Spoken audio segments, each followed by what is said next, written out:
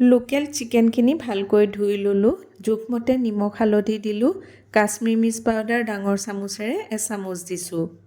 জিৰা গুড়ি, ধনিয়া গুড়ি, গৰম মছলা, মিট মছলা অকণমান কম পৰিমাণৰ দিলোঁ। জালুকৰ গুড়ি ডাঙৰ চামুচেৰে এচামুচ দিলোঁ। তন্দুৰী চিকেন মছলা আৰু ডাঙৰ চামুচেৰে এচামুচ দিলোঁ। আদা নহৰু পেষ্ট, ধনিয়া পাত অলপমানো কাটি দিলোঁ। এটা মিডিয়াম চাইজৰ বাতিৰে এবাতি দৈ দিছোঁ। ভালকৈ মেৰিনেট কৰিলোঁ।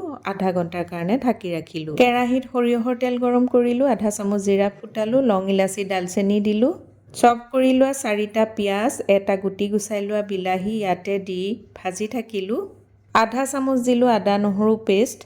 অকণমান কম পৰিমাণৰ দিছোঁ নিমখ, যিহেতু আগতেও দিয়া আছে। অকণমান দি দিলোঁ চেনি। এইখিনি আকৌ অলপ সময় ভজাৰ পাছত মেৰিনেট কৰা চিকেনখিনি দি দিলোঁ। এতিয়া চিকেনখিনি মিডিয়াম ফ্লেমত তেল বিৰিঙি যোৱালৈকে ভাজি থাকিলোঁ। তাৰ পাছত জোখমতে দি দিলোঁ অকণমান গৰম পানী। ল' ফ্লেমত ঢাকি দিলোঁ চিকেনখিনি সিজিবৰ কাৰণে। চিকেন সিজি গ্ৰেভিখন ডাঠ হৈ আহিলে এতিয়া শেষত অলপমান আকৌ ধনিয়া পাত দি দিলোঁ। এনেদৰে দৈ দি বনোৱা চিকেন বহুতেই টেষ্টি লাগে খাবলৈ। ট্ৰাই কৰি চাব। আজিলৈ আহিছোঁ, বাই।